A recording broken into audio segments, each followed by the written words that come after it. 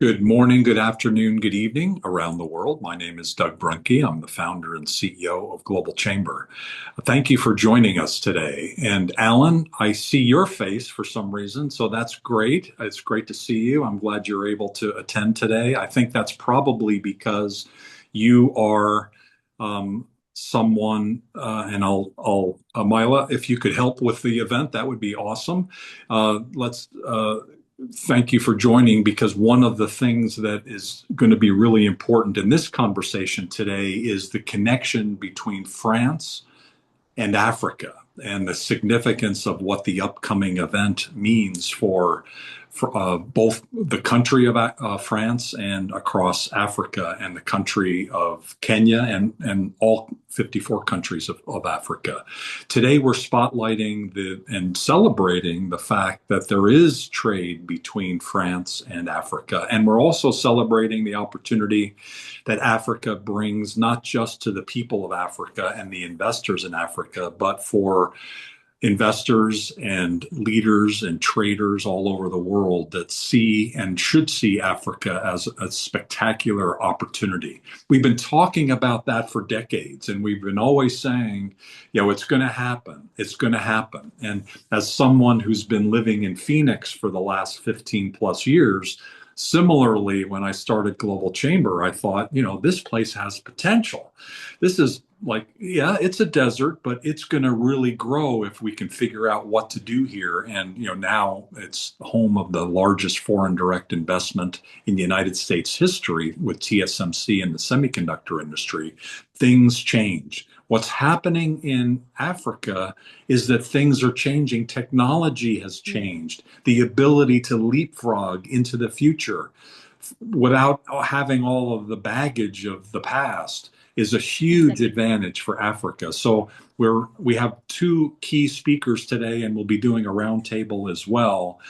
We have Moses Koyabe, who's a longtime member of Global Chamber, and in fact, Moses, you've seen the rise of Phoenix. No pun intended there, and what's happened for that region. And you're seeing and have been seeing, and you've been a tremendous advocate for Africa and the ability of Africa to be able to exceed expectations. And I think that's the phase that we're in. And so the Globinar we're going through today is trade without friction, connecting East African trade and logistics corridors. And we have Endai Babu as well as a speaker, and I'll let you, Moses, introduce her. You yourself have a long history of technology expertise. Also, I remember in the early days, you've also were an early adopter of drone technology. You're an aerospace expert, and overall, you've been someone who has migrated to opportunities. And so it's not unusual that we would expect you to be migrating to East Africa. So without further ado, Moses Koyabe, please take us to the next steps. Doug, thank you very Thank much. you. And to all the attendees, welcome. Very glad to have you on this call today. Yes, Doug has just mentioned everything. He's opened up. I can't hide anything from him. But yes, I've seen the Global Chamber grow from its grassroots rise to where it is. And I remember when Doug mentioned, 525 metropolitan areas or metro areas that he wanted to cover. It was like, pipe dream. And here we are. I think we are capping 700 or so, something. So it's been an amazing journey. Very briefly, back, yes, I'm an aerospace and aviation consultant. Worked in the industry for over 30 years across multiple continents. But now, yes, it's true, my focus back to Africa. And just very briefly, engaging uh, the folks in the Comoro Islands, where we are starting up a small academy that will bring awareness for drone technology and basic aviation to that island. So that'll be a conversation for another moment. But for today, once again, as I said, I wanted to welcome all of you to this webinar. We have some very exciting conversation going on, and I'm very delighted to convene this session on behalf of the Global Chamber Mombasa, where I'm an advisor And I can see Ted and Brandon who are on the call as well. Welcome. Today, we are looking at something very specific, and that is what actually happens when goods try to move between Europe and East Africa. That looks like a very simple thing, but where the processes break down and what a more reliable corridor looks like is what our guest speaker today will walk us through. Our keynote speaker, as Doug mentioned, is Ndai Babu. She is the CEO of Luma, and she will explain to you what that means. I was very not surprised, but happy to learn what it is. It's, I'd say, a Franco-African platform, but basically an international platform that works precisely at the intersection of what I just mentioned, all the issues and the challenges that that logistics segment faces. And so, without any further ado on my part, I will hand it over to Ndai, and you walk us through your interesting area of predilection. Thank you. Hello, everybody. I will share my screen firstly. Uh,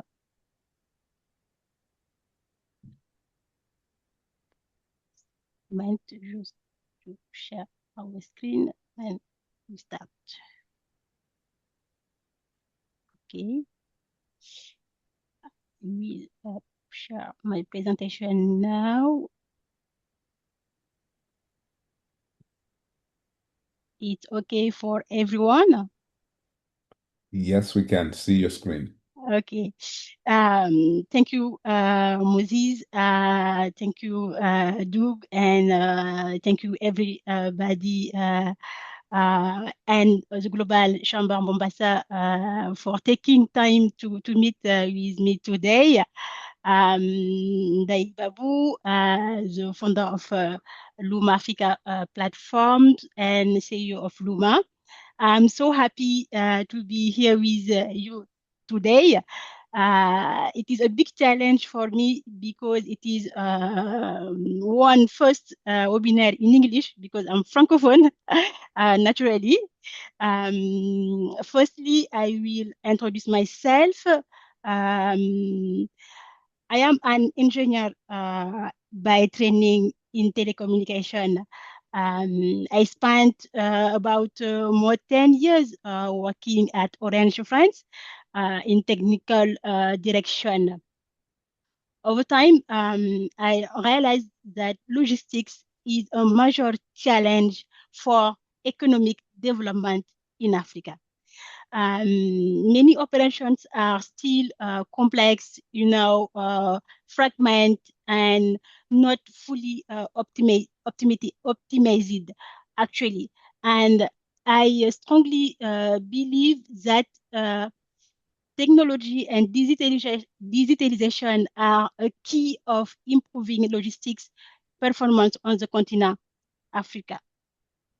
That is why in 2021, I created Luma and the platform Luma Africa to bring more structure, visibility, efficiency, to use technology for logistic domain and to improve logistic operation. At the beginning, a big part of my work was to raise awareness about this innovation. And we quickly, it's okay? Sorry Okay, about I will that. continue. Please go. Okay. I quickly received some support from media, for example, Roots, and some institution to help us to develop our first MVP. So the story behind Luma starts from a very personal experience. Being originally in Senegal, I once tried to sign product from France about to Leroy Merlin and to sign in Dakar. And I was surprised to realize how difficult it was It also impossible to ship directly from Leroy Merlin and send the product to Dakar. And they said me, you have to use informal or parallel system. That experience made me understand how complex logistics can be and why there was a real need for more structured and reliable solutions for me. And if we look at for some key indicator, we have trade between Europe and Africa increase every year. For example, in between 2016 and 2019, we have more 20% reaching around 280 billion euros. And in the other way, we have by 2050, once once out of 4 people in the world will be African. I mean, this show the scale of opportunity. However, my opinion is the African market remain complex. We have some big challenge. We have companies often face challenge as a poor infrastructure, complex customers. We don't have a single market. We have 24 countries, 24 politics, 24 customers procedure, and some regularity uncertainty. And for me, it is a strong willingness to trade across border, but many business still lack the technical know-how to navigate international logistics and compliance. That is why accessing the European market often requires support that is still missing for many African countries, in my opinion. It is in general for Africa. If I focus in East Africa, I think we have the same problems. Logistics is also complex. We have many companies underestimate the complexity. Many companies want to export to East Africa or from East Africa. We have a good product, I think, in East Africa. And we have some European companies that want to send and want to penetrate in the East Africa market. But they face unexpected problem. For example, some good blocked at custom because you have some complexity in the customs in Africa. We miss some responsibility between partners, and many delay in transport, some complex with corridor, and we have many big challenge in East Africa too. In my opinion, is that the problem is not the market. The market is uh, interesting. The market is big. The market is an opportunities. The problem for me is the logistic organization, because many African companies think that logistics is only transport. And for me, logistics is a coordination. I have my background in telecom. Telecom is a very complex environment. And if you do the comparison, you know that is the same. We have many actors, we have many complexities, and we have to bring many solutions. And it's the same for me in logistics in East Africa and in Africa in general. So I think that we have today in 2026 traditional models in Africa doing logistics. Many actors and fragment information or sometimes lack of information. We don't have very information.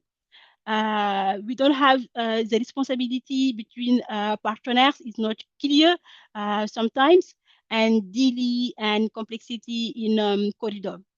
In today, I think that companies need more coordination, more transparency, and faster maybe decision making. And for doing that, we need to use digital and technology to bring more solutions for those problems.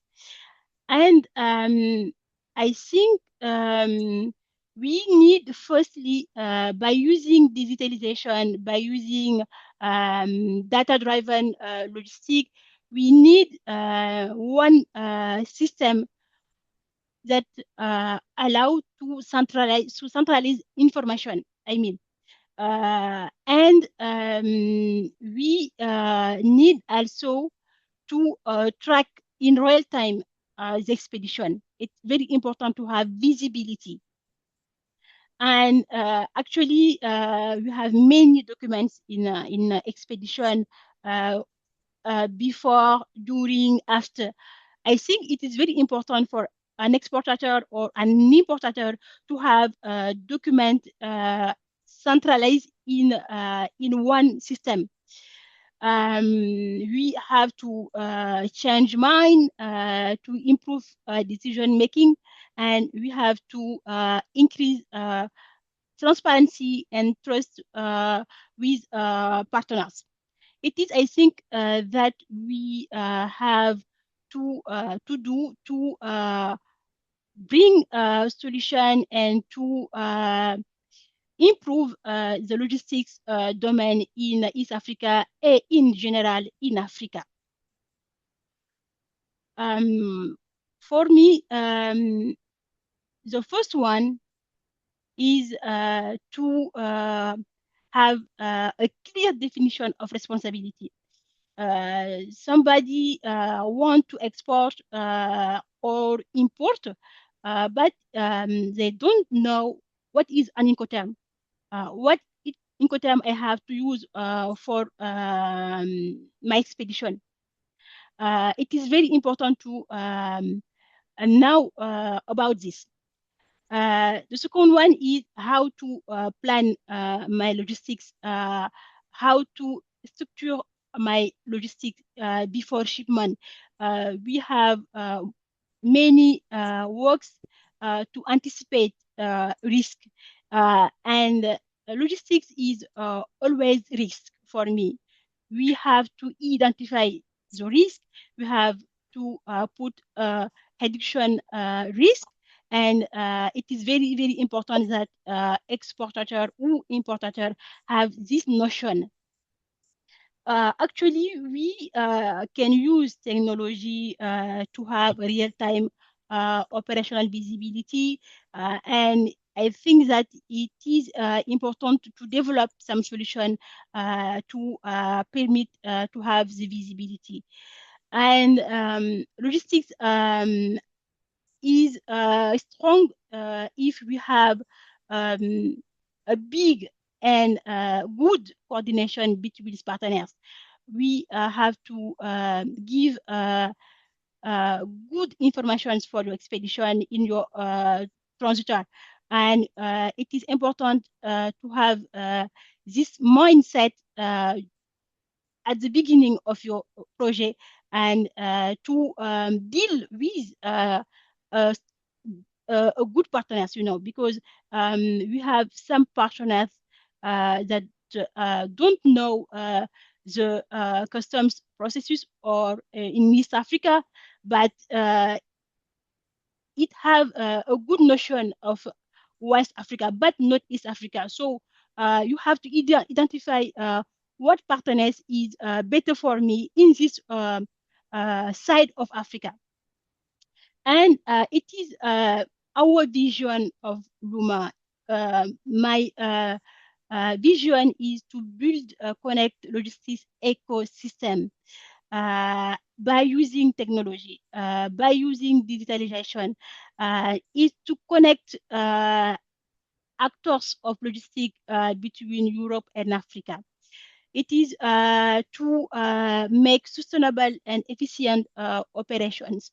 And our uh, mission, our work is today use technology and intelligence artificial for develop some functionalities that predict delay and risk, then can doing optimize routes and costs, then automate document in one system. um, Today, Luma Visions is to is an system that connect every actors and that system, a trust system, a trust platform, giving information for logistics between Europe and Africa. Uh, if I share one case, is actually one project in Kigali, from Kigali to Mombasa in Marseille. In this case, I support a French customer, and there are over several months uh, to organize the first container shipment from Kigali to Marseille. This project involved coordination across multiple actors, and these customers want to take some traditional product from Kigali. And actually, we have some initial context. At the beginning, the client had a strong trust in their local partners. She believes that because this partner had worked with European companies before, the process would naturally be compliant with international logistics standards. So the challenge was when she analyzed the preparation phase, she identified several operation gaps. Packaging standards were not adapted for a long distance. Uh, Cargo was not properly secure, and she said me they don't. Sorry. Okay. Sorry, I then stop.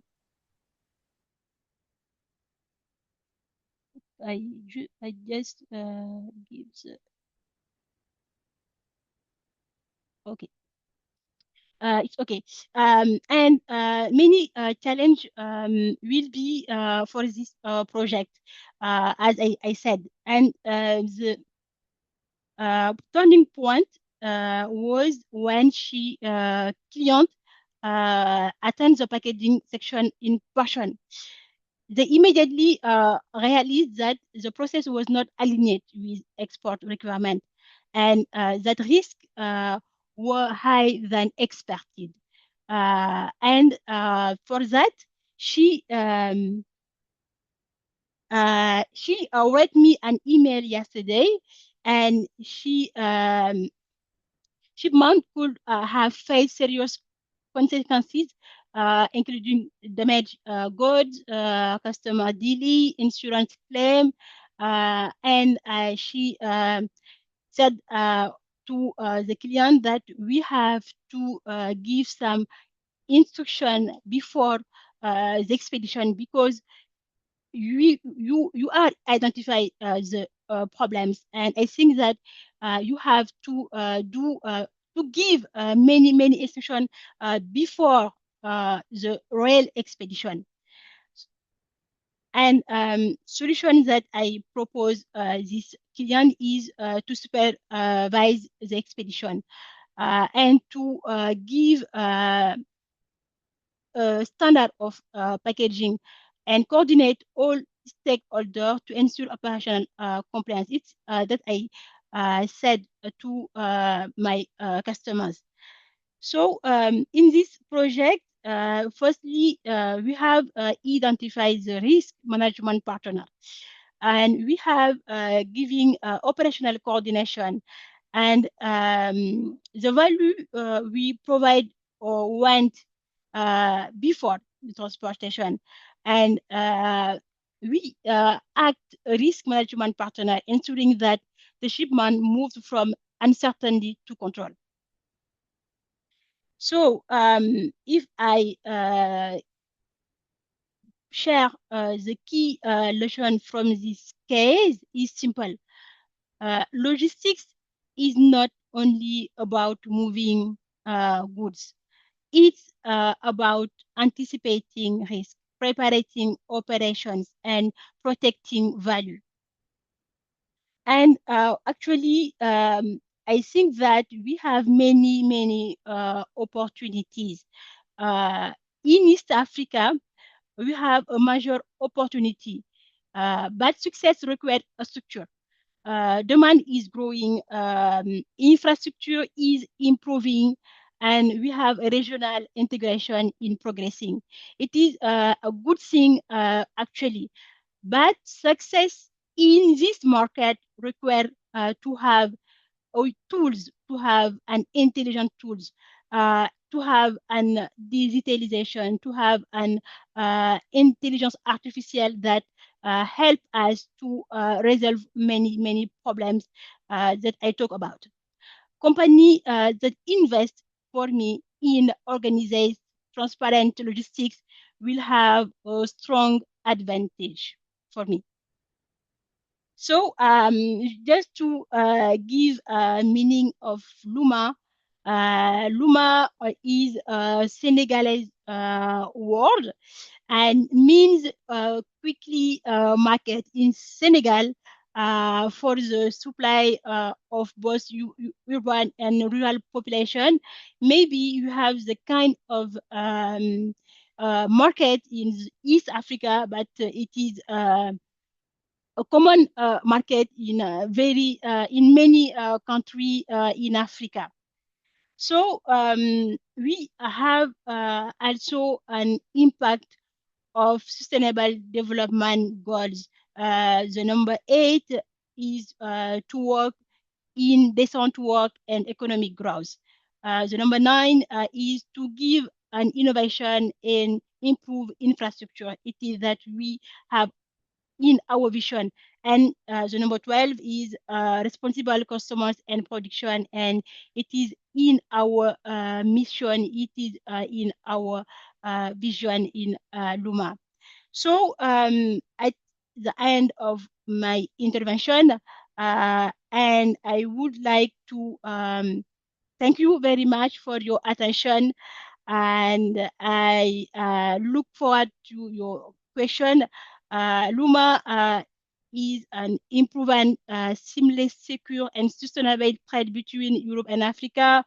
We are not just a logistic platform. We are bringing continent, creating opportunities, and driving a new area of connect commerce. Thank you so much. And if you have any question or any other share that you want to share, it is I will happy to know about. Thank you very much.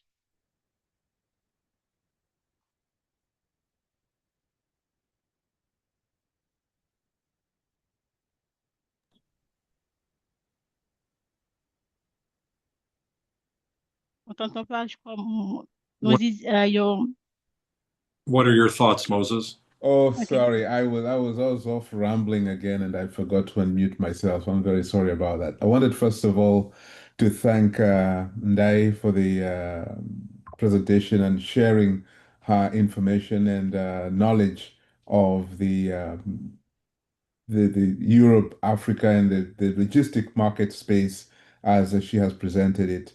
I had asked the audience to put up a few questions if they had in the chat, and I know that there have been quite a number that have come through. So let me open up the conversation with a few questions before we bring in the room. And Doug helped me. I know there are questions coming in the chat, so we can also address those. I wanted to start with something you touched on that I think deserves a little bit more detail. Now, you described the fragmentation and probably the opacity of the corridor in detail of not knowing what goes on behind the scenes. The container number that you shared with me when we were preparing for this talk was very, very interesting. And this was an exporter from Europe who was sending goods to Benin, I believe.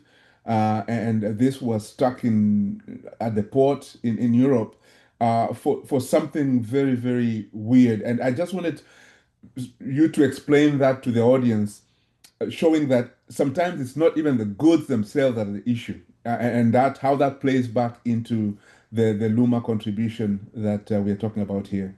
Yeah, exactly. It is a first expedition for two containers, and it was 6 months ago that we prepared the expedition. And the day to put the container in the company and to go in the port, when the partners arrived in the port in Marseille, they don't allow the containers to put to enter in the port because the customers exporter missed the number of containers.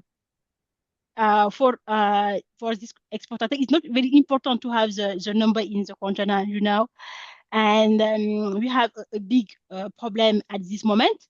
So my partner called me and we have a big problem.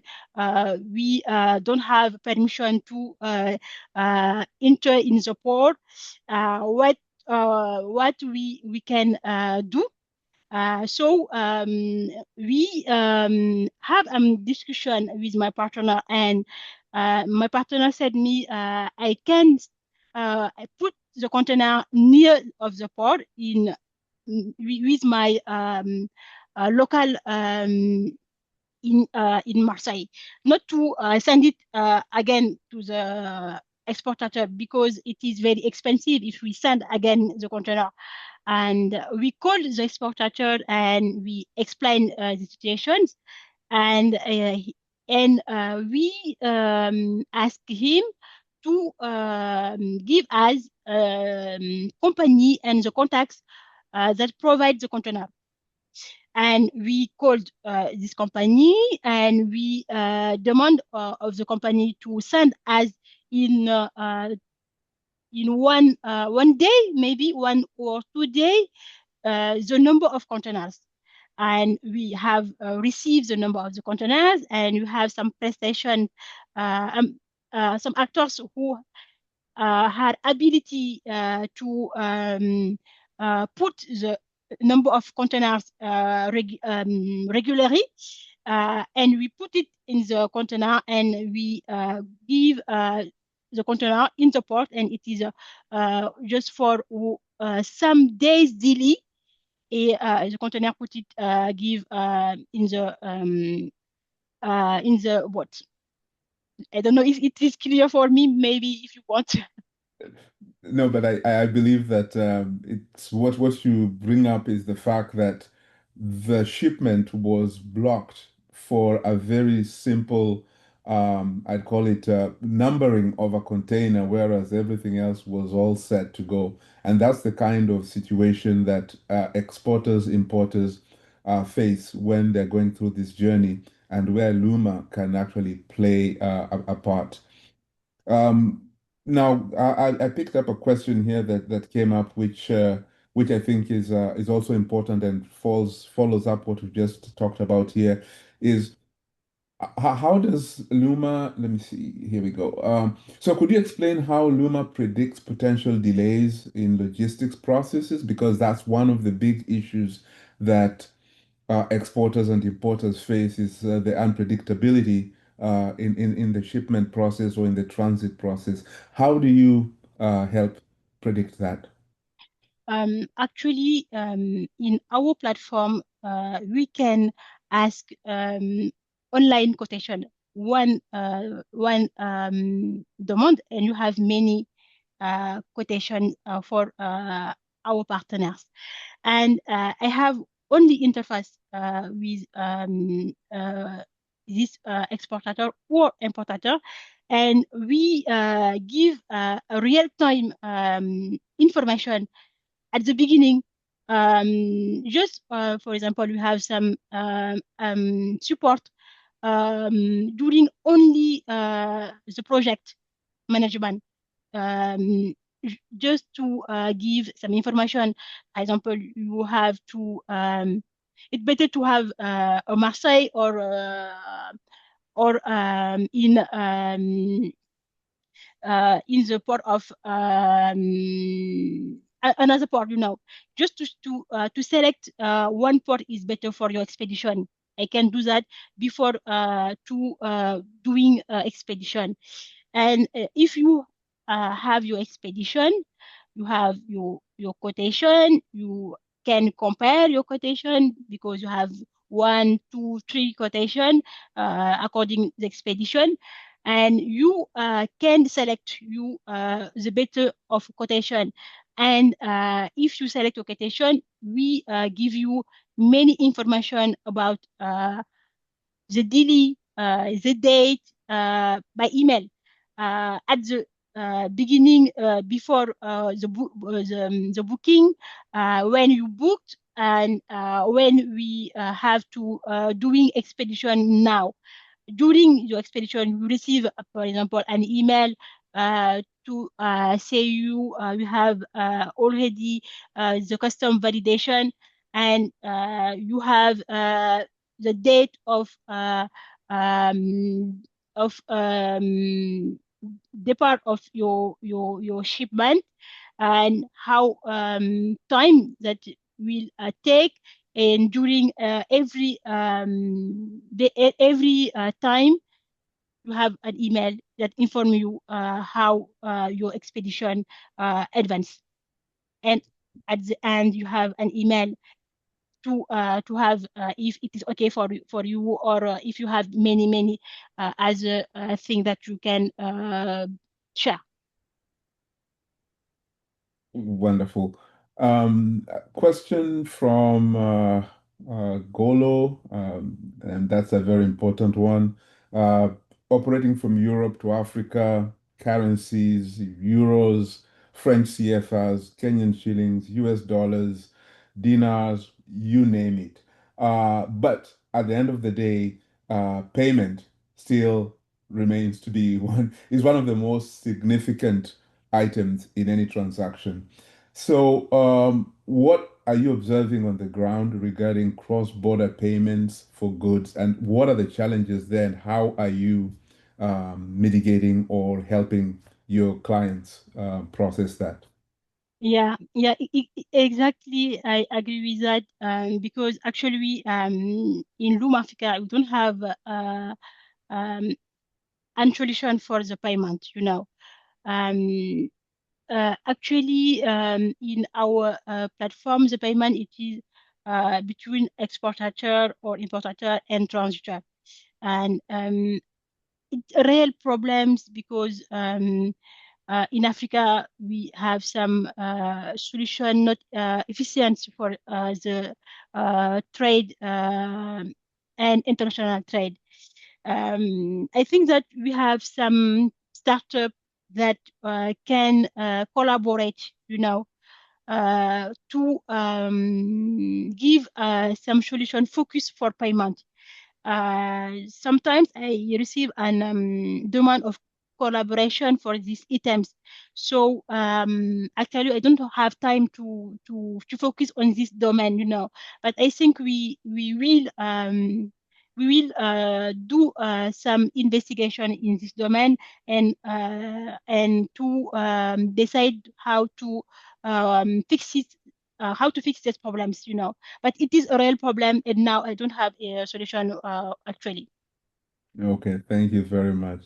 Doug, I'd like to, I know that I left some time at on the back end here for us to do a round table. I know there are probably more questions out there, but this is the time now to get everybody involved. So I'll hand it over to you quickly if you want to, and we can do that round table together. Okay. Well, we don't need to be too quick. We have about 10 minutes left, so we do have Sure. time. If anybody has an additional question or comment, please raise your hand or unmute yourself. Happy to hear. I know there were some questions that Dolan you had and Ruby you had. Did you get your questions answered fully? And is there anything else that you'd like to say in terms of articulating your thoughts about what you heard today? So I did have a question, and really very important about the statistic in 2050 about 1 out of 4 people will be from Africa, will be African. And one of the things I'm really curious about, and that is when you speak of a unified system, are you speaking of a unified system just in from a all Africa perspective, or Kenya, France, something that is a global system, just to kind of get a better perspective of that? Oh, okay. Your question is if our solution is for all country, Yes. or is okay. Okay, understand. Um, yes, actually, our solution is address many countries, not only East Africa. It is for global uh, in the continent. However, we have some countries that we don't have airport, we don't have a port, that Bangui, that Chad. It is complex, to give solution. So our platform, we have many partners, and if we have one partner that uh, propose one solution for expedition in every country in Africa, we can put some expedition. I don't know if it's clear for your question. No, and yeah, thank you. The other, just if I can ask one more, just maybe one more question. The other question that I had for you was you talk about just a little bit. I kept seeing the word decision making on your slides, Mhm. kind of from that perspective. So I wanted to maybe just have you add a little context about what you mean by decision making.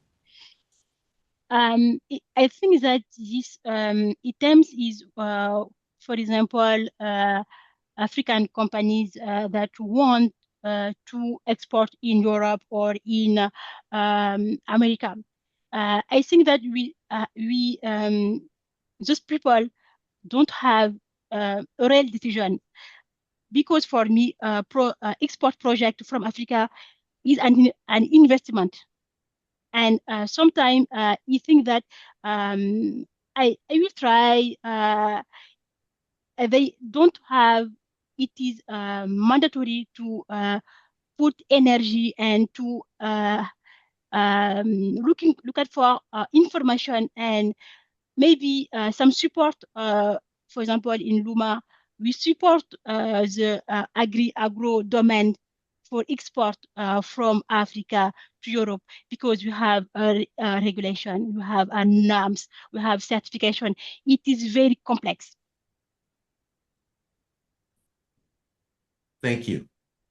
Thank you so much. That was one of the things that I pulled from your comments. I got the impression that what the current migration that's happening is from doing things um, at a task level to doing things at a more complicated organizational, continent-wide, multifunctional wide basis. And to do that, to elevate the operation of any business to that level, you have to look at things in a more complicated way, and that I think makes decision making, which was your question, more complicated, right? It's Yeah, there's a there's a Yeah. transition that you have to make, first of all, to view the world organizationally and in a process system, and then to be able to use the right data, which is a question. What's the right or good data, and then to be able to make decisions. And so, and I really was impressed by your approach on that side of things, and I presume that's a lot of the transition that you bring your clients to. yeah. Thank you so much. Fantastic. Doland, I didn't mean to speak for you, but your question raised what I was observing as well. Is that where were you going with your decision making question? Yeah, that was you did a good job speaking for me, Doug. Oh, okay. I didn't mean to because you. No, it was very good. It just I know that with the complexities, because so I have the opportunity to work with. I've been doing some work in Uganda and Algeria and different places in Africa. And one of the challenges that has been part of that, and Ruby, for your question about the ability to move money is one of the challenges. The other challenge then is as the complexities get bigger, decision making gets more complex.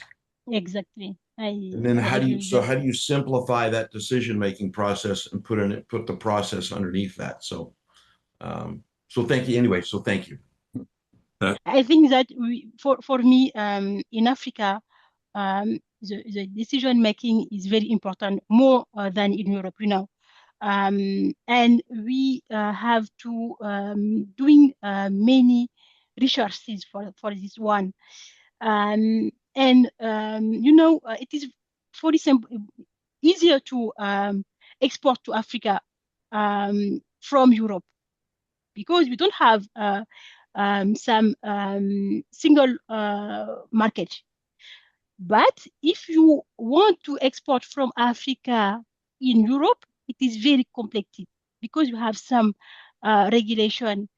And I think that is not complicated. Just you have to follow the regulation. You have just to follow the rules. And if you want to follow the rules, it's easy for me. And my message of Africa companies is to um, to do the job for respect the rules in Europe. And if you respect the rule, it's easier. It's easier for me. Thank you. Alan points out that Endai, you'll be at the Africa Forward event, which is October 11th and 12th, and I know some of our team will be there as well. And so if you are interested in watching this video between now and October 11th, October, did I say October? I think I'm. It's May. Next month. We, Okay. we do in Botswana have a global chamber event in early October. Yeah, sorry about that. So we are only in April now, and so please do reach out. And I don't know, Ted, if you wanted to make any comments about what your plans and the chapter's plans are, or Moses, you'd like to make some comments. But I think given that we only have about 2 or 3 minutes left, maybe Endai, if you could spend a minute and give us any final comments that you'd like to make. What would you like to leave with us? And then Moses, if you would do the same thing and wrap us up, please. Endai, would you like to make any final comments? Just to thank you again for this opportunity. And I'm so happy for this discussion. And thank you for your questions. And if you have any question more this discussion, you can ask me. I'm here to discuss after this discussion. And thank you again.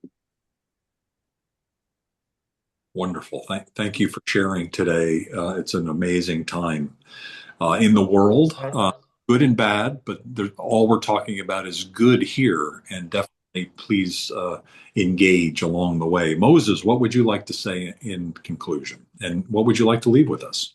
Well, the very first thing is this is our first event from the Global Chamber Mombasa.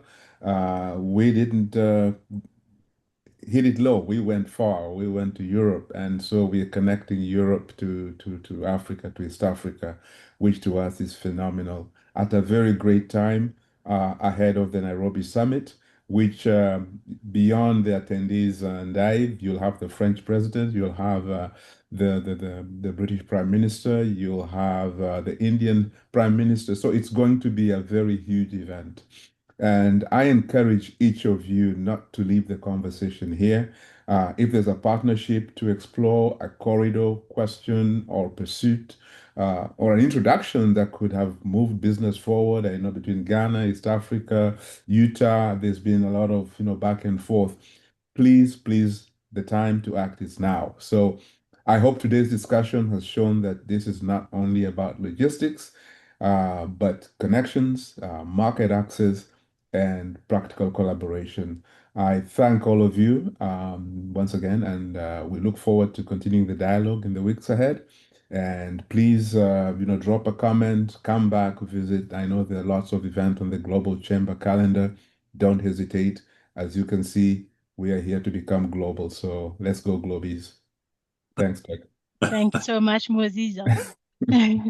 Very good. We have, I think, 6 events today. This is the first one, and the next one actually starts now. Quite a bit different. So we're going to be shifting from Kenya to the Caribbean.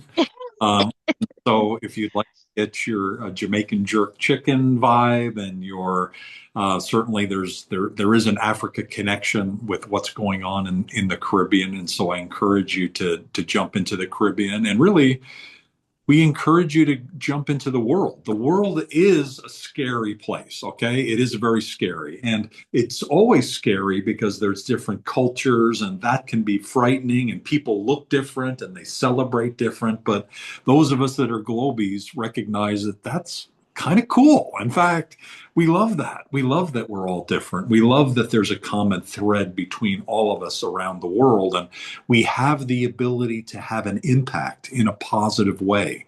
And so let's do that. While other people may argue and throw bombs at each other and yell at each other and do all caps, we're calm. We're going to negotiate, we're going to mediate, and we're going to do trade, because that makes our businesses better and it makes the world better. Thank you, gentlemen and ladies, for participating today. Thank you for organizing this, Moses and the entire team, Ted and Brandon from Global Chamber Mombasa. Have a great rest of your day, great rest of your week, and let's trade. Thank you. Thank you Thank you very so much, much. Doug, and everyone. Bye. Have a nice day. Bye-bye. Thank Bye you. all. Bye. Thank you. Thank you. Thank you.